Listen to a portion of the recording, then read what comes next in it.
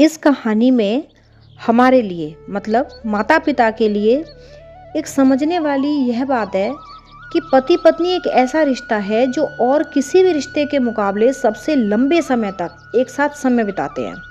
और ख़ासकर जब वे जीवन की उस अवस्था में होते हैं, जब वे शारीरिक रूप से कमज़ोर होने लगते हैं, तब उनको एक-दूसरे का बहुत सहारा होता है।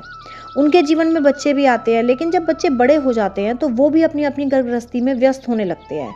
इसलिए किसी भी पति-पत्नी को कभी भी बच्चों की वजह से या किसी भी दूसरे रिश्ते के लिए अपने आपसी रिश्तों को कभी ख़राब नहीं करना चाहिए और हमेशा एक-दूसरे का ख़्याल रखना चाहिए।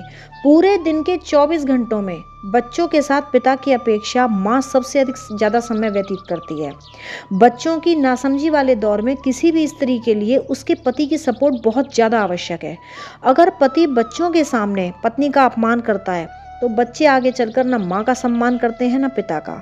इसलिए बच्चों के सामने माता पिता का एक टीम में होना बहुत आवश्यक है।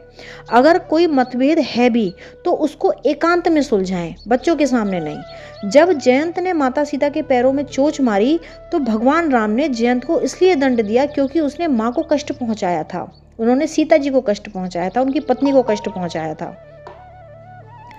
उन्होंने पत्नी के सम्मान के लिए पुत्र मोह को भी त्याग दिया। जिस घर में माता पिता के झगड़े होते हैं, उस घर के बच्चे ज़्यादातर उच्छृंखल हो जाते हैं। इसलिए अगर हम ये चाहते हैं कि हमारे बच्चे संस्कारवान बने, तो घर में स्त्री के सम्मान से उन संस्कारों की बुनियाद पक्की होती है। आज समाज में बहुत बड़ी संख्या में स्त्रियां नौकरी कर रही हैं। उस नौकरी के पीछे सब स्त्रियों की मानसिकता केवल अपने आप को साबित करना या पैसे कमाना या कोई मजबूरी नहीं है, बल्कि घर में पुरुष द्वारा और अन्य सदस्यों द्वारा मिलने वाला अपमान उसका एक बहुत बड़ा कारण है, जिसका सबसे ज़्यादा प्रभाव बच्चों की मानसिकता पर पड़ता है। कोई भी पिता अपना पूरा समय बच्चे को देने में हमेशा से ही असमर्थ होता है, लेकिन जब माँ के पास भी बच्चों को देने के लिए समय नहीं है, लेकिन बच्चों का मन तो हमेशा कुछ न कुछ सीखने के लिए हमेशा उत्सुक होता है।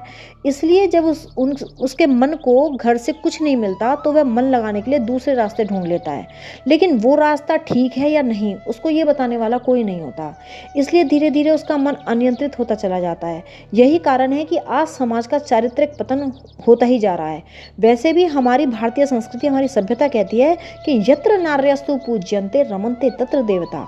नारी का सम्मान किसी घर या किसी समाज या किसी देश की प्रक्रिया नहीं है, ये हमारे मन में बसने वाला एक मंत्र है जो एक सुखमय जीवन की आधारशिला है। इस बात को जितना जल्दी हम समझ के आत्मसात कर लेंगे, उतना हमारे बच्चों के चारित्रिक विकास के लिए अच्छा है। जय सिया राम, जय जय सिया राम, जय रघुनंदन जय घनश्याम, जानकी वल्लभ सीताराम, जब बोलो तब राम ही राम, राम संवारे सबके काम, राम करेंगे पूर्ण काम। जय सिया राम, जय जय सिया राम, जय सिया राम, जय जय हनुमान।